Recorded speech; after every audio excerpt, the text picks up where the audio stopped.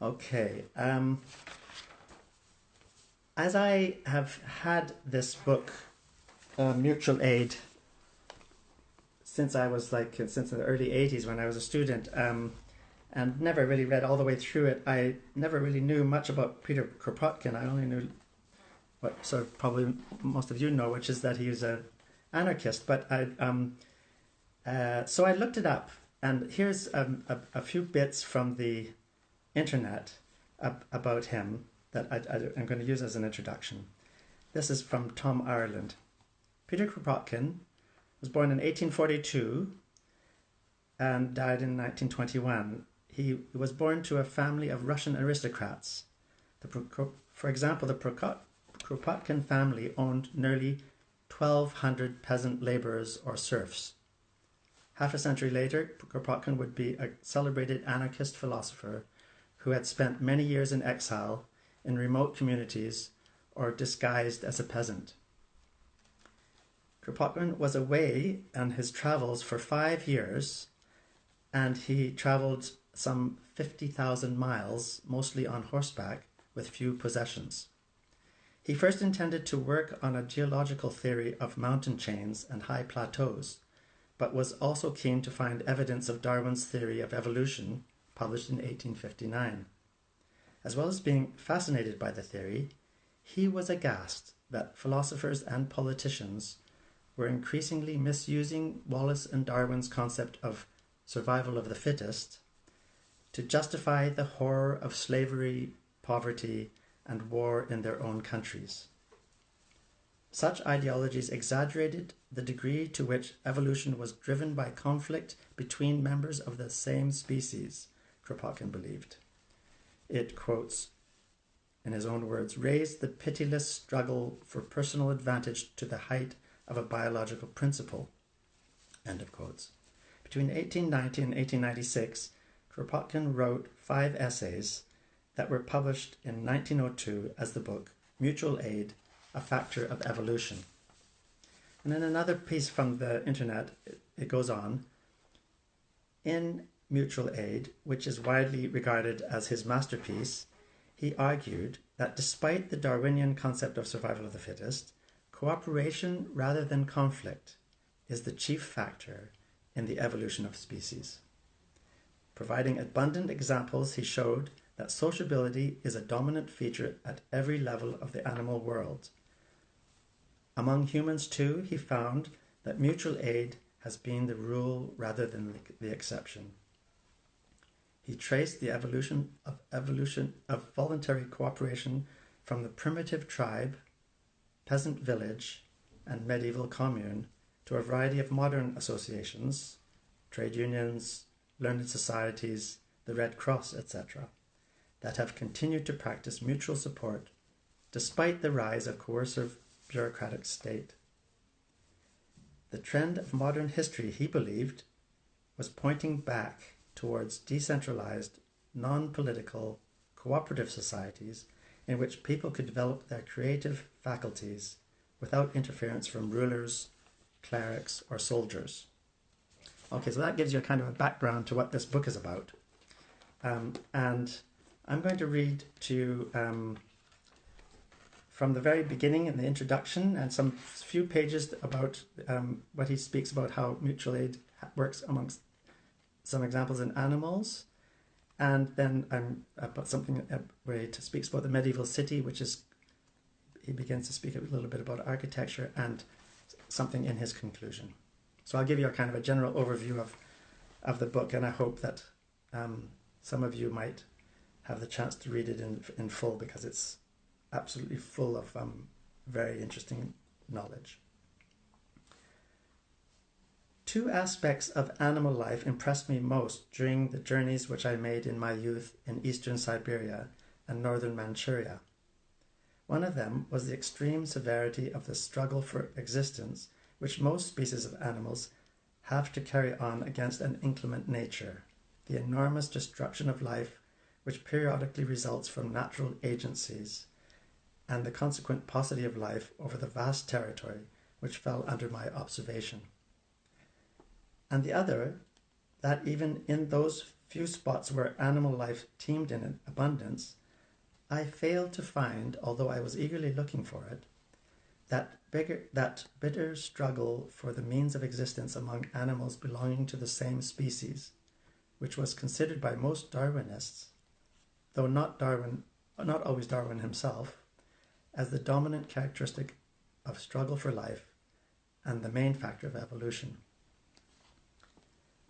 The terrible snowstorms which sweep over the northern portion of Eurasia in the latter part of the winter, and the glazed frost that often follows them, the frosts and the snowstorms which return every year in the second half of May, when the trees are already in full blossom and insect life swarms everywhere, the early frost and occasionally the heavy snowfalls in July and August, he's talking about northern Siberia, I think, which suddenly destroy myriads of insects as well as the second broods of the birds in the prairies, the torrential rains due to the monsoons which fall in more temperate regions in August and September, resulting in inundations on a scale which is only known in America and in Eastern Asia, and swamping on the plateaus, areas as wide as European states. And finally, the heavy snowfalls early in October, which eventually render a territory as large as France and Germany absolutely impracticable for ruminants and destroy them by the thousand. These were the conditions under which I saw animal life struggling in northern Asia. They made me realize at an early date the overwhelming importance in nature of what Darwin described as, quotes, the natural checks to over-multiplication, end of quotes, in comparison to the struggle between individuals of the same species for the means of subsistence, which may go on here and there to some limited extent, but never attains the importance of the former. Paucity of life, underpopulation, not overpopulation, being the distinctive feature of that immense part of the globe which we name Northern Asia. I conceived since then serious doubts, which subsequent study has only confirmed, as to the reality of that fearful competition for food and life within each species, which was an article of faith with most Darwinists, and consequently as to the dominant part which this sort of competition has supposed to play in the evolution of new species. Okay, that's the beginning of his introduction. Now I'm going to speak read from his chapter, Mutual Aid Among Animals. Now he gives some examples here of, and I'm going to give you a few of what he found, but there's many. The conception of struggle for existence as a factor of evolution introduced into science by Darwin and Wallace has permitted us to embrace an immensely wide range of phenomena in a single generalization, which soon became the very basis of our philosophical, biological, and sociological speculations. An immense variety of facts, adaptations of function and structure of organic beings to their surroundings, physiological and anatomical evolution, intellectual progress, and moral development itself, which we formerly used to explain by so many different causes, were embodied by Darwin in one general conception. We understood them as continued endeavors, as a struggle against adverse circumstances, for such a development of individuals, races, species, and societies as would result in the greatest possible fullness, variety, and intensity of life. It may be that at the outset, Darwin himself was not fully aware of the generality of the factor which he first invoked for explaining one series only of facts relative to the accumulation of individual variations in incipient species. But he foresaw that the term which he was introducing into science would lose its philosophical and its only true meaning if it were to be used in its narrow sense only, that of a struggle between separate individuals for the sheer means of existence. And at the very beginning of his memorable work, he insisted upon the term being taken in its, quotes, large and metaphorical sense, including dependence of one being on another, and including which is more important, not only the life of the individual, but success in leaving progeny, end of quotes of Darwin. While he himself was chiefly using the term in its narrow sense for his own special purpose, he warned his followers against committing the error of overrating its narrow meaning. In The Descent of Man, he gave some powerful pages to illustrate its proper wide sense. He pointed out how in numberless animal societies the struggle between separate individuals for the means of existence disappears, how struggle is replaced by cooperation, and how that substitution results in the development of intellectual and moral faculties which secure to the species the best conditions for survival.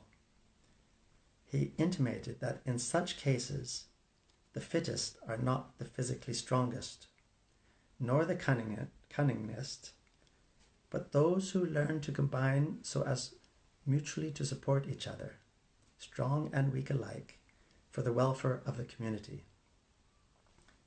And quotes from Darwin, those communities, he wrote, which included the greatest number of the most sympathetic members, would flourish best and rear the greatest number of offspring, end of quotes.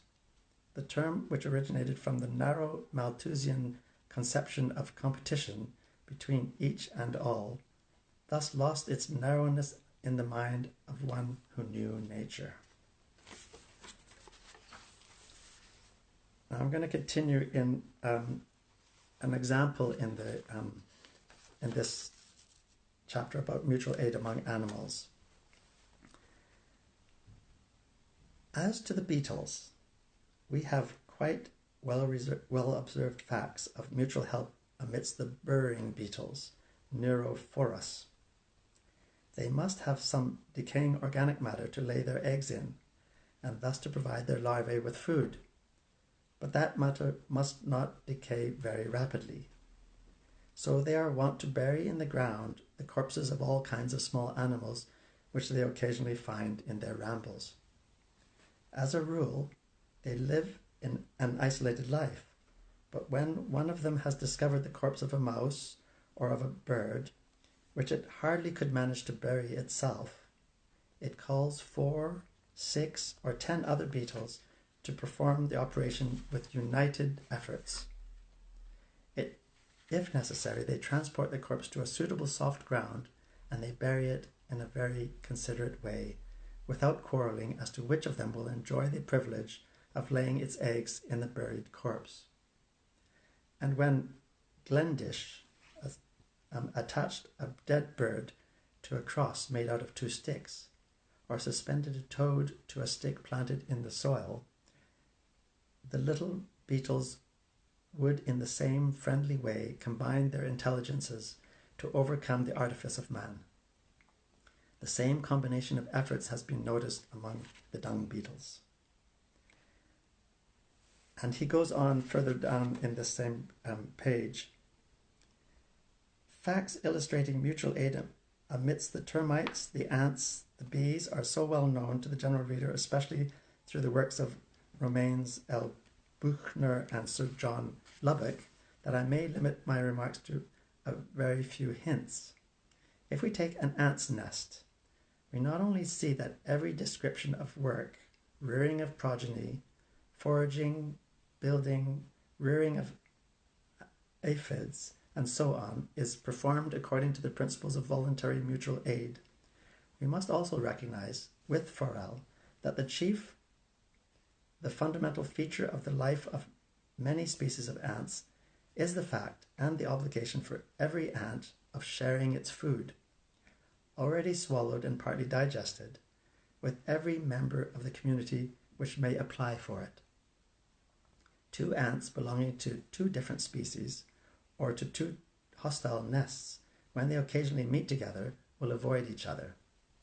But 2 ants belonging to the same nest, or to the same colony of nests, will approach each other, exchange a few movements with the antennae, and, quotes, if one of them is hungry or thirsty, and especially if the other has its crop full, it immediately asks for food, end of quotes.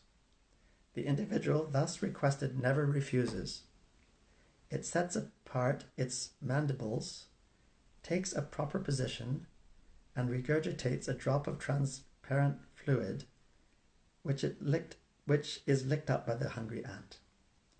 Regurgitating food for other ants is so prominent a feature in the life of ants, and it so constantly recurs both for feeding hungry comrades and for feeding larvae, that Forel considers the digestive tube of the ants as consisting of two different parts, one of which, the posterior, is for the special use of the individual, and the other, the anterior part, is chiefly for the use of the community.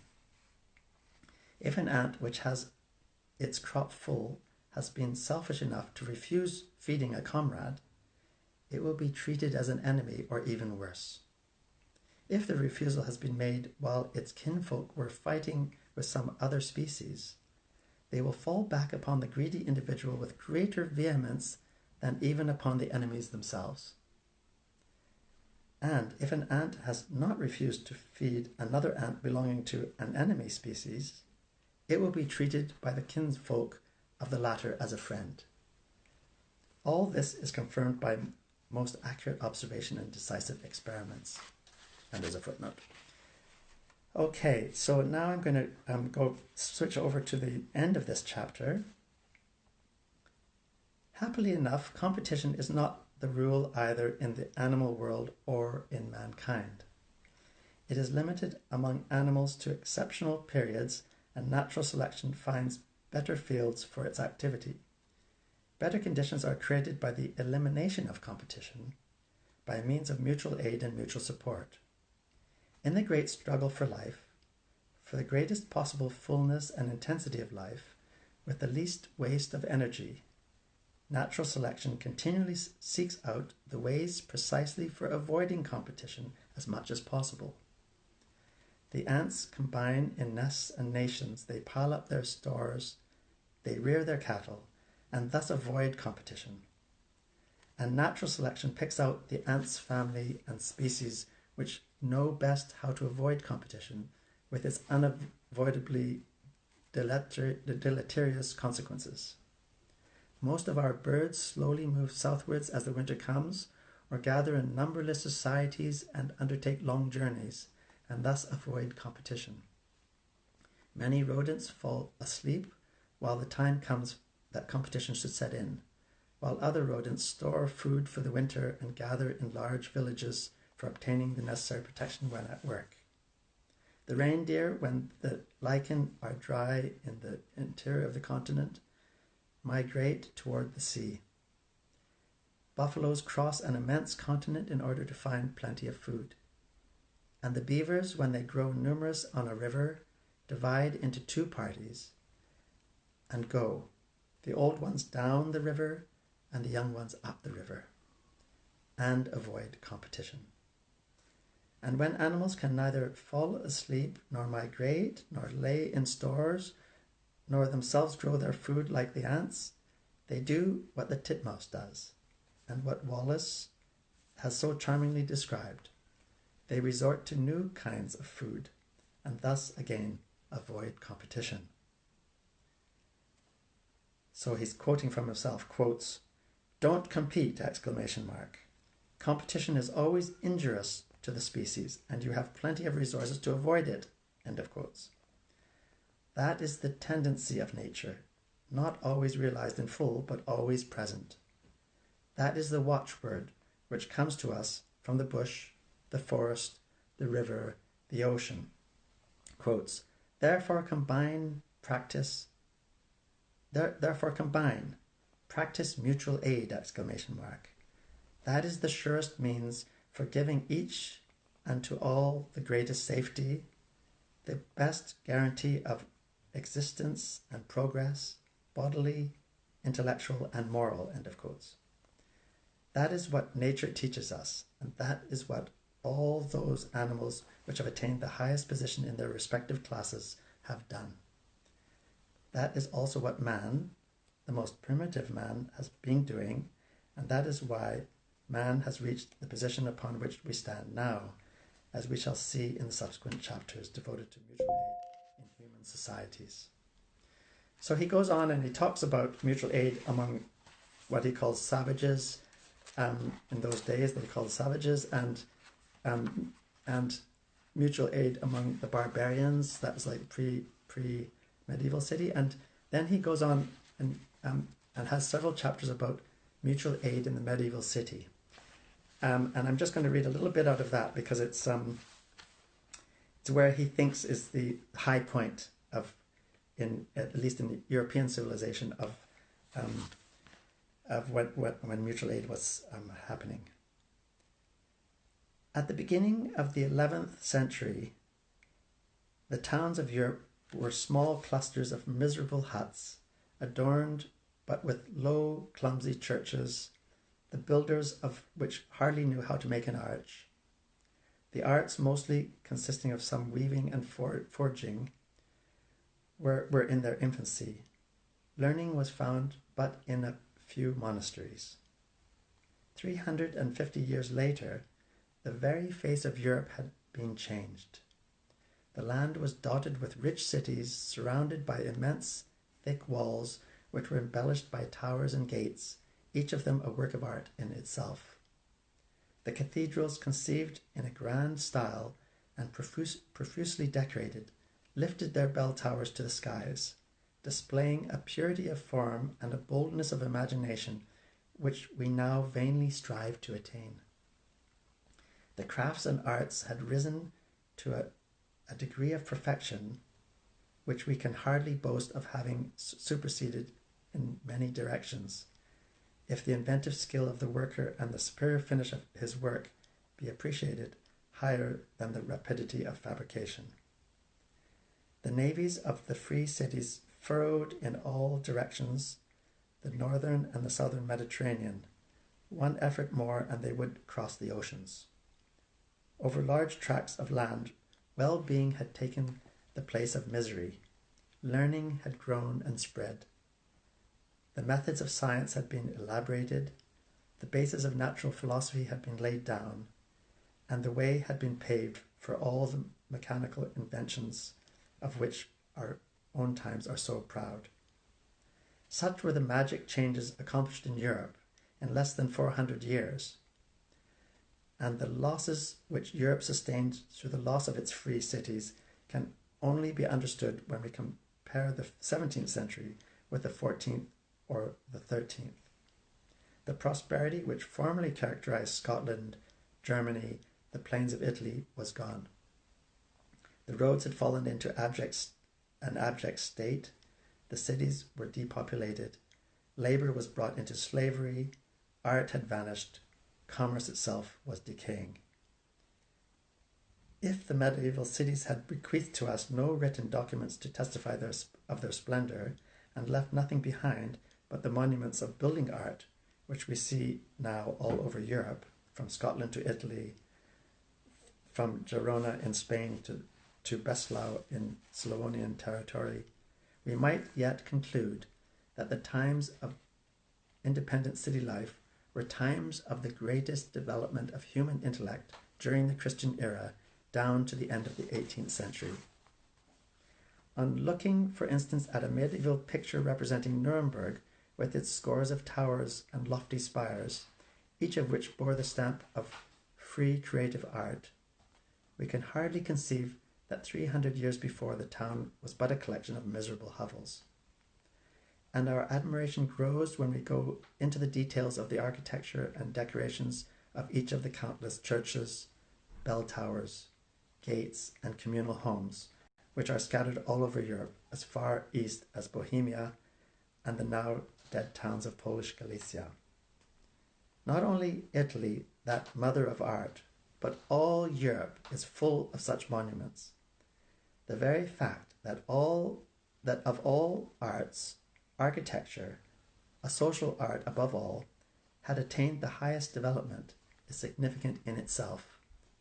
To be what it was, it must have originated from an eminently social life.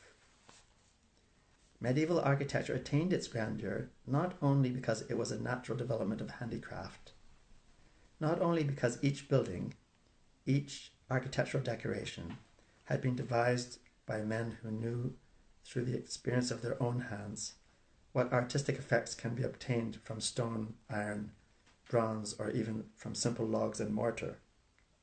Not only because each monument was a result of collective experience accumulated in each, quote, mystery or craft, it was grand because it was born out of a grand idea. Like Greek art, it sprang out of a conception of brotherhood and unity fostered by the city. It had an audacity which could only be won by audacious struggles and victories. It had that expression of vigor because vigor permeated all the life of the city.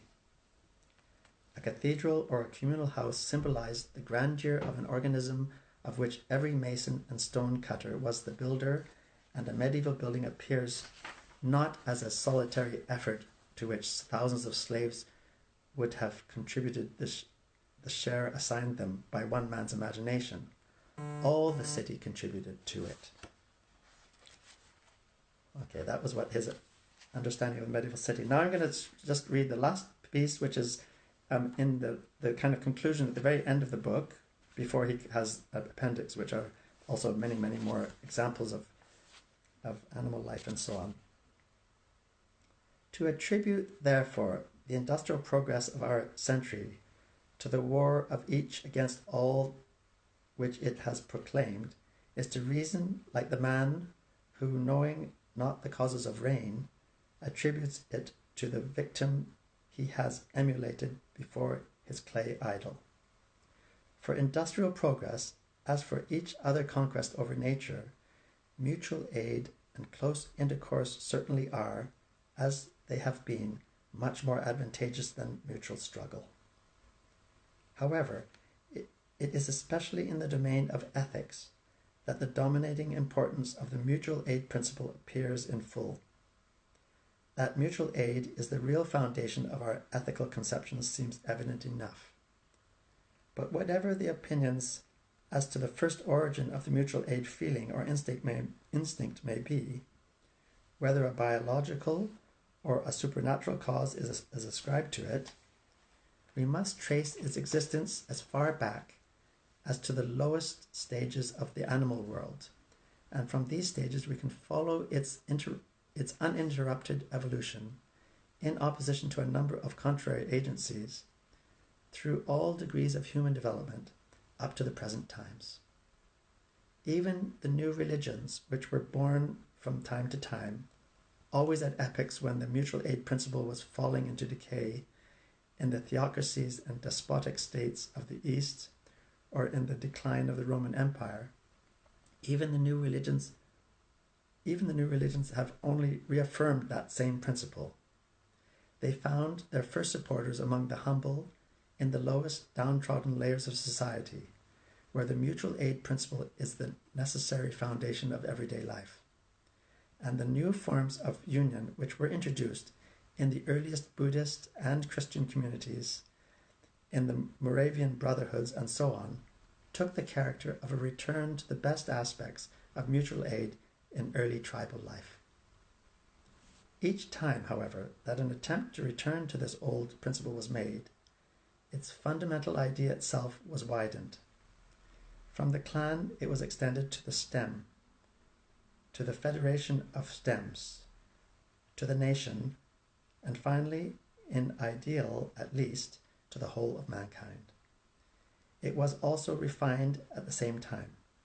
In primitive Buddhism, in primitive Christianity, in the writings of some of the Muslim teachers, I guess he means Muslim teachers, in the early movements of the Reform, and especially in the ethical and philosophical movements of the last century and of our own times, the total abandonment of the idea of revenge, or of, quote, due reward, of good for good and evil for evil, is affirmed more and more vigorously. The higher conception of, quote, no revenge for wrongs, end of quotes, and of freely giving more than one expects to receive from his neighbours, is proclaimed as being the real principle of morality, a principle superior to mere equivalence, equity, or justice, and more conducive to happiness. And man is appealed to be guided in his acts not merely by love, which is always personal, or at the best tribal, but by the perception of his oneness with each human being. In the practice of mutual aid, which we can trace to the earliest beginnings of evolution, we thus find the positive and undoubted origin of our ethical conceptions, and we can affirm that in the ethical progress of man, mutual support, not mutual struggle, has had the leading part. In its wide extension, even at the present time, we also see the best guarantee of a still loftier evolution of our race. Thank you very much, and sorry that it took so long for us to begin. And good night, everybody.